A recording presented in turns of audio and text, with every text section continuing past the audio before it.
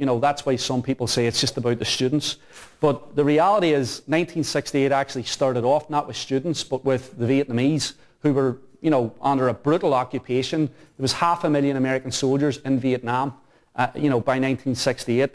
And US generals, similar to not too long ago, or maybe even this week, with Petraeus, were saying, you know, victory's just around the corner. We're mopping up the Vietnamese right now. It's just a few terrorist hooligans, and we're just about to take care of them. And then there was this offensive by the National Liberation Front that happened at the, you know, January 30th, 31st, 1968. And it came as a complete and utter shock because in every major city and town in Vietnam, which was hundreds of them, the Vietnamese had basically infiltrated from rural areas and rose up against all the American and you know, Southern Vietnamese army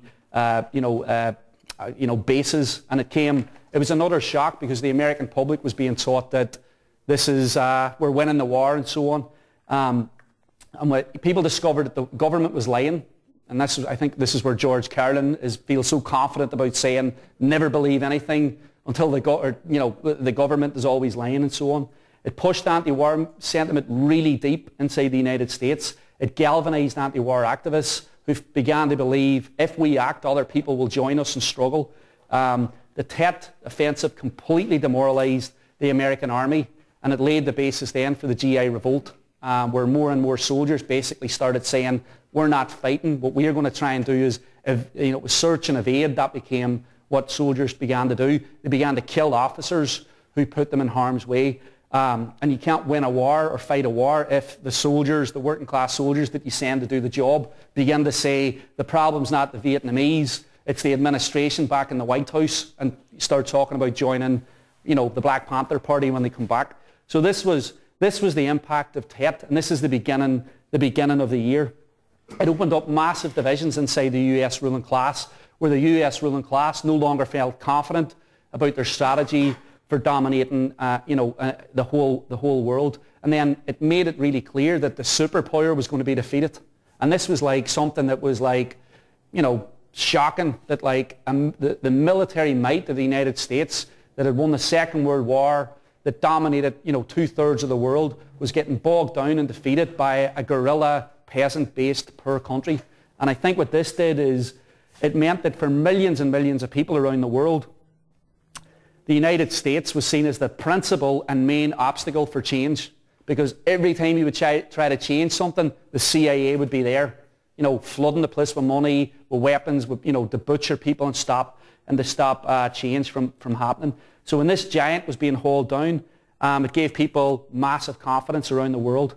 So it was the courage of the Vietnamese, really, in a lot of ways, that inspired people. And I think that was, you know, it was like the slaughter in Vietnam convinced people that it had to be stopped, change was necessary. And I think the fact then that the Vietnamese, had defeated the US showed that the system could be defeated.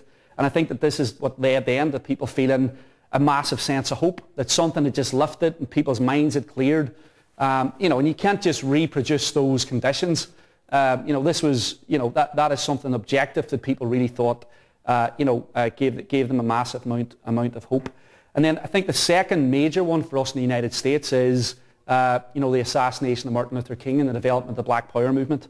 As I said earlier, when Martin Luther King was assassinated, the cities just revolted. And some people just dismiss this as like, hooligans running around burning their own places, but it wasn't. It was this is the way people feel. This is the only way we can take political action, because the politicians don't represent this. And it's like, that this is the way, you're going to express your anger, not just at the assassination, but at racism and the way that the whole of American society is organized.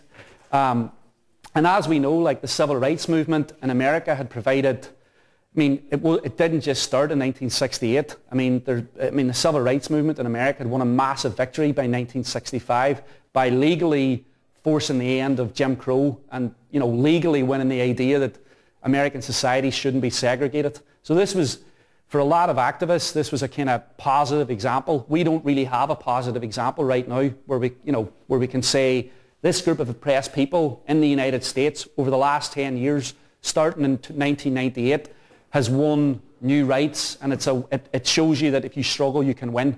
You know, maybe you can say with the immigrant rights movement, we've got the beginning of that, but it hasn't won yet, where people began to see that's how you build a movement. You know, it takes time, and it's a positive and powerful example. So as we know, you know, blacks in the United States they had legal equality, but they didn't have economic equality. So the struggle then began to run up against the limits of American capitalism and its need for racism at its very heart. And so this is where, you know, you go, I mean, there's a kind of, the civil rights movement kind of goes from reformist, you know, politics. Martin Luther King at that time was becoming, I don't want to say he was a less important figure, but the politics of non-violence, a lot of people were moving on, especially young people who were saying, we have to stand up and fight against police brutality. We're not going to lie down and take it anymore because we're fed up, and we actually have to challenge this system because it doesn't want to give us what we want. And so you have the emergence of the Black Panther Party. By the summer of 1968, the Black Panther Party, you know, the readership of its paper was at something like 100,000, which is phenomenal given it had only been started in Oakland a couple of years earlier, had very little infrastructure. You know, so this is, you know, I mean, and then the confidence to go out and say we're going to stand up to the police and we're going to arm ourselves. I think it was tremendously inspirational. And again, this was flowing directly from what the Vietnamese had done in terms of like standing up to, you know, US occupation. You had the development then of the Detroit Revolutionary Union movement. I mean, it was a group of black Marxists who had read Capital, who said our power is because we work in the auto industry, and American capitalism needs the auto industry and its profits. If we shut it down, you know, we can change the world. So I think that, yeah, thanks. The interaction of the anti-war struggle and the Black Power struggle, you know, give a tremendous impetus to both of them. And, you know, it was clearly, you know, the development of like black resistance in the military that then started to impact all the white soldiers, you know, black soldiers in the auto plants, you know, in a sense, a whole new level of struggle had taken off. And you had all the politics of like black is beautiful, where people became much more confident and aggressive about putting forward their right to be in society and to have access to everything else, the fruits of their labour. Now I want to talk a bit about France, because France was important in different ways, because it addressed some questions that hadn't been addressed or were ignored in terms of like how people thought society would be changed. And again, the movement in France was ignited by students. A group called the March 22nd Committee or something was formed in Paris, and it was basically anarchists, Maoists, Trotskyists, radicals, people who considered themselves revolutionaries, and they were a minority in France. You know, sometimes you think because of the French Revolution that French people are just revolutionary all the time and always want to go out and have a good riot and chop off, you know, the monarchy's head and all that sort of stuff. But you know, again, the French students, the protests were ignited by the support for the Vietnamese struggle and resistance. That's where kind of like the radicalism of the French students came from. It also came because of the expansion of education inside France, because France was kind of one of the weaker advanced capitalist countries, and it kind of expanded education really quickly. There was 200,000 students in Paris very, very quickly. The classes were overcrowded. Men and women weren't allowed to like interact in the dormitories, so there was like this kind of, you know, protests, and then, you know, men peacefully invaded the women's dormitories because they were against the idea that they shouldn't be able to, you know, it was actually progressive. It wasn't kind of a sleazy thing. It was to say that we're fed up with the way that you're trying to organize our life because it's so repressive. And so it was very kind of like organic demands, you know, bread and butter demands, along with like along with solidarity for the Vietnamese struggle. And everything that the French students, you know, in Paris started to do, it was always, the answer was like crush it, crack down on it. And all this backfired because every time it happened, it won more sympathy. And then because they were inspired by the revolt in Vietnam, they kept on fighting. And instead of just backing down and saying, you know, we don't fancy this today, it's a bit cold outside, they actually kept on building the movement. It ended up, there was a mass confrontation in Paris, you know, in a place called the Latin Quarter, where the police basically tried to crack down on the students. and the students built 50 barricades in the Latin Quarter, rioted all night, drove the police back, and then the government basically backed down and gave in to the students' demands. And this was unbelievable because the government had taken such a hard line, and because the French police never got defeated and never backed down. So then, because of the student revolt, I mean, initially the trade union movement had been slow to act in solidarity with it in the Communist Party, and that's a whole different discussion we can get into. But they did act in solidarity with the students, and 10,000, there was the trade union movement called a general strike, and 10 million workers went on strike. And clearly, like, this was about solidarity with the students, but it was something much bigger as well, because it wasn't just about students. The workers in France were the lowest paid in Europe. They had the longest hours, and this was how French capitalism was getting stronger.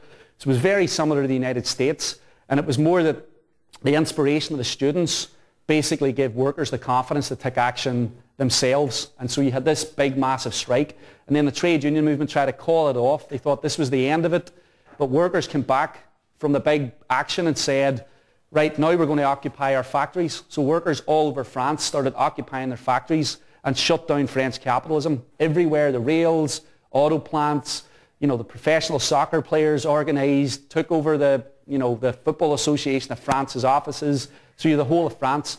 And I think that, it didn't end up in a revolution, but it really raised the question of, like, workers had power in France, and in a different context, the government could have been overthrown. I mean, de Gaulle, who was the general running France, left and went to Germany, because that's where the military leadership was, and basically said, what should I do? And they told him, well, we'll have a bloodbath if necessary. So, it was kind of like France, in a sense, was on a knife edge, and it was a pre-revolutionary situation. So this was kind of the reason why the French struggle was so important, and I'll kind of begin to wrap up on this right now, was because there was the idea, I mean, revolutionary Marxism, had kind of been distorted or dirtied because of Stalinism, because, like, why would you want to be a socialist if this is socialism? If this is supposed to be workers' democracy, I don't want anything to do with it because it's a lie.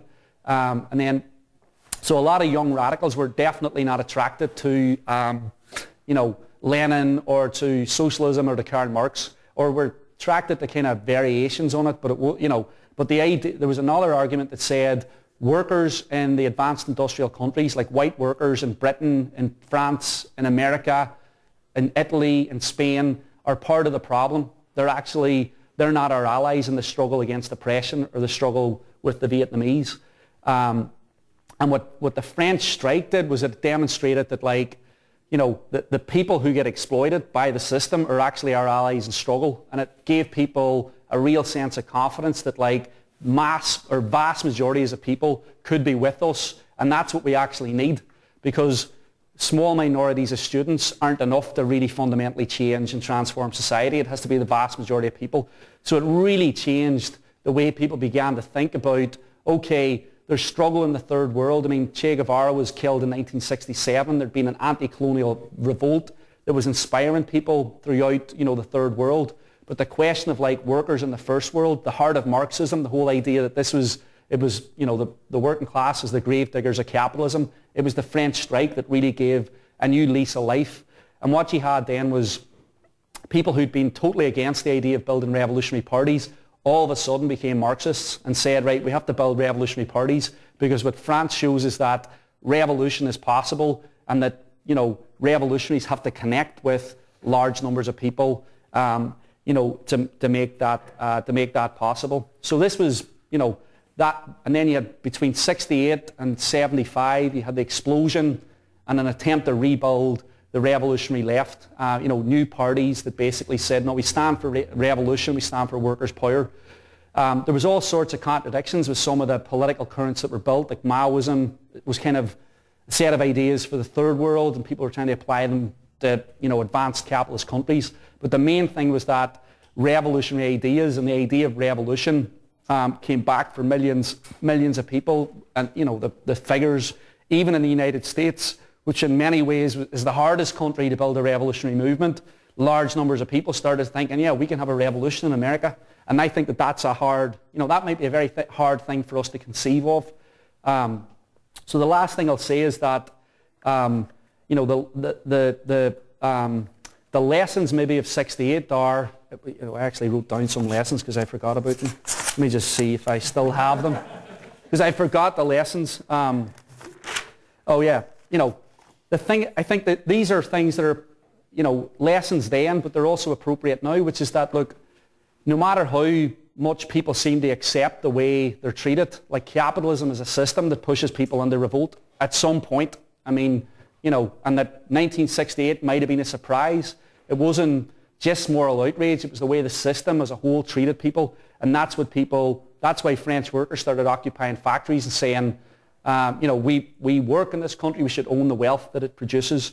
You know, revolutionaries are most often a minority, but sometimes, you know, revolutionary ideas can become common sense for large numbers, you know, people, and that there are, the vast majority of time, we feel like we can never do anything to change the world, but sometimes people begin to feel the confidence and feel a sense of power that they can actually transform the world and make it somewhere where they want to, you know, where they want to live in. And I think that that's kind of what happened in 68. You know, there was dictatorships that collapsed, but we're not going to be able to go through those in Greece and, you know, Spain and so on and so forth. And that there's many of the same contradictions that were built into capitalism, you know, in the 50s and 60s are re-emerging. We have a financial crisis, you know, that starts in the United States, but is provoking riots and an upheaval in Haiti. There's been bread riots in like all sorts of countries all around the world. I mean, capitalism, you usually start to see struggle in capitalism in its weakest links. You know, I mean, there's been riots now in Haiti. People are eating what are called dirt cakes in Haiti because they can't afford to buy food. It's the same thing in Egypt, which is the most developed country in the Middle East with the biggest working class. Riots there, the growth of strikes, and there's been bread riots all you know, Indonesia. There's a whole number of places. So I'm not saying that like this is turning into 1968. Of course not. But it's like the contradictions of capitalism, because it imposes its needs on people, forces them to fight back. And I think that means that we've got a lot of lessons from 1968 that we can learn and apply to the struggles of the future. And I'll finish there.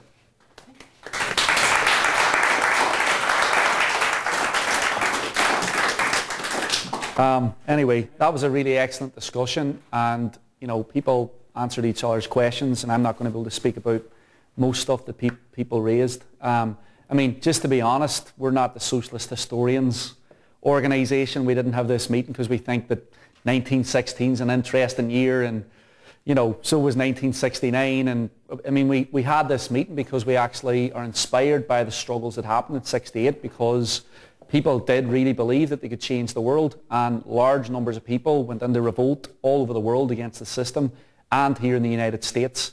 And I think that you know, even if people don't know a lot about the 1960s, people do know here in America that like people fought back in the 60s. You know what I mean? It was Malcolm X, it was Martin Luther King, it was like students going into revolt, that there was kind of like a wave of worker struggles in the late 60s, early 70s, that soldiers rebelled against the Vietnam War and started saying no. You know, Muhammad Ali refusing to fight. I mean, you know, people kind of know that something happened in the 1960s, and I think a lot of people say, I wish it was like that right now, and I can't understand why people won't go out and do the things that they did in the, you know, in the 60s. So we were hoping, we want to have a discussion about what can we learn from those struggles, but we also thought that this is something other people are going to want to come and talk about in order to kind of try and figure out, well, how do we apply this stuff today? Because the key thing is not 1968, it's now. And I think that this is you know, we have a lot of challenges ahead of us.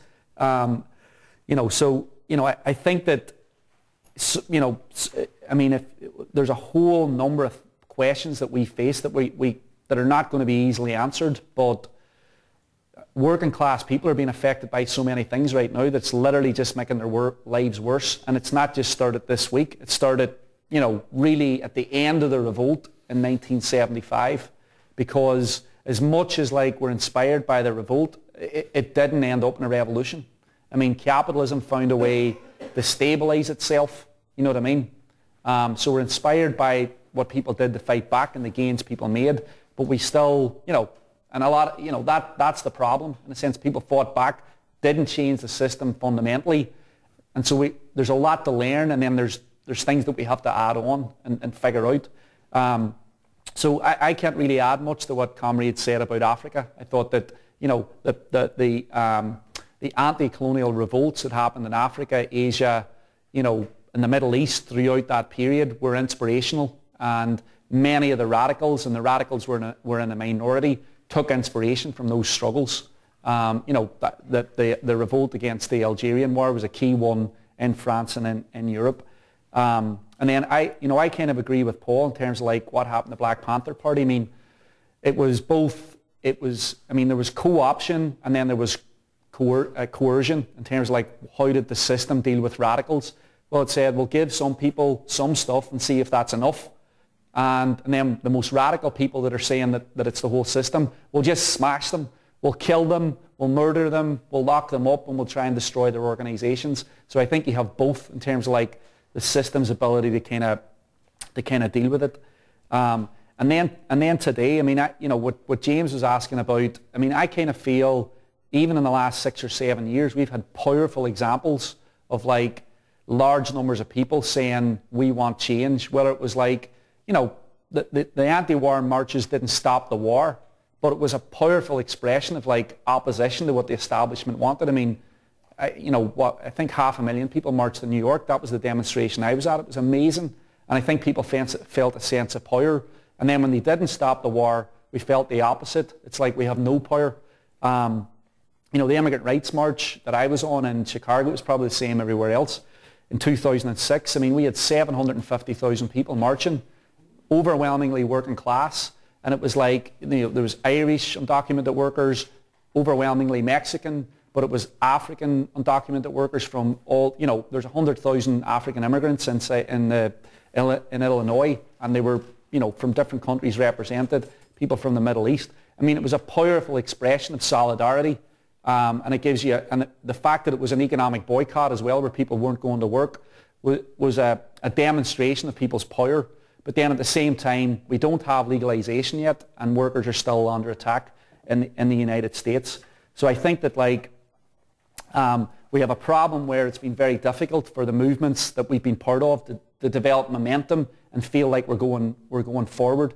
And I don't think that that's going to happen easily, because we have you know, just right now, I kind of feel things are getting worse right now as we speak. I mean, you've got this foreclosure crisis, and who's going to pay for the foreclosure crisis? It's going to be us.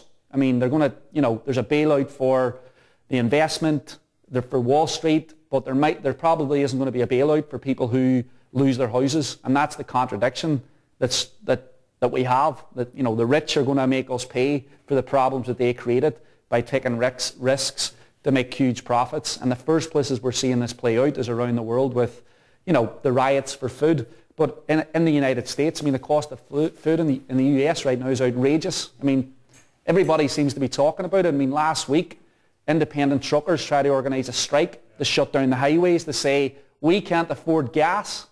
You know, and I went to YouTube and watched some of the strikers talking, and they were saying this is a strike and we need everybody to do it, otherwise we're not going to be effective. These sorts of things might start developing, you know, kind of spontaneously, but these guys who were on the interview knew what they were doing. I mean, they were trying to, you know, they might have been involved in unions in the past and so on. And then I think the elections is important, because 80% of Americans are now saying the country's going in the wrong direction. You know, that's an enormous amount of people. And it's, you know, 8 years of like the Bush administration, and people just can't wait to get rid of this guy. People are going to, you know, breathe a sigh of relief that like this disaster is going to be gone. And I think that that's why Obama's campaign in particular is so popular, because he has spoken about all these struggles that have happened in the past, you know, against slavery, for civil rights, for the trade union movement, you know, basically saying we shouldn't be afraid of immigrants, that immigrants aren't the problem in the United States. And I think that many people are going to go to I think it's raising people are feeling optimistic. Large numbers of people are feeling, if we get rid of Bush and get in the Democrats, we're going to be a step closer to health care for all. We're going to get the war stopped. And that's a good thing. I mean, optimism and hope is a good thing. I mean, people had a lot of that in 1968. So what I think we have to do is figure out how to connect with those people who want to see change, but we also then have to have a discussion about, you know, it's going to take a movement from below that can actually force the political system to make change, and that ultimately we have a political system that doesn't really want fundamental change, and that's what people learned in the rebellion in 1968. We struggled against racism, but then you kind of take the veil off the system and you see that racism is necessary for the upkeep of the whole system. And that, that leads then to a discussion about, well, if we want to see a fundamental transformation of society, revolution and so on, what are we going to do today to start laying the basis to win in the future? Because the point about learning about 68 is to say that they didn't really have a long period to learn any lessons. It was kind of like it all blew up very quickly. And I think that if we start organising today on the basis that we are going to see our 68, I think it's going to be a bigger deal, because here in America, class inequality is far bigger than it was in 68. I mean, the vast majority of people right now don't feel like they're ever going to experience the American dream, that is gone. You know what I mean? For white workers, for Latino workers, and so on. So, those contradictions are all there, but the struggles, we can't predict when the struggles are going to actually break out. We have some inspiring examples, the development of the Iraqi vets against the war, powerful demonstrations that we've been part of. So what I would say just to end up is that we've talked, we have to continue the discussion and kind of pick our battles, because there's many battles and we have to figure out where's the place that we can actually have an impact. And the goal is we want to link together these different struggles, because it's about the system. And, if people are, I would say, if you're interested in what the ISO is doing, I would, get involved in some of the stuff that we're doing, whether it's against the war, gentrification, organising for immigrant rights in Rhode Island. Involve yourself in the discussion groups, because that's where you can figure out what you really think and how to change the world. We have Socialist Worker. We use that in workplaces and on campuses. If you're interested in joining, have discussed that with some of our members and read some stuff. But yeah, the point, this has been a great meeting, because it's actually linking together the struggles of today with some lessons, and I'm glad I was able to make it up to Rhode Island to do this.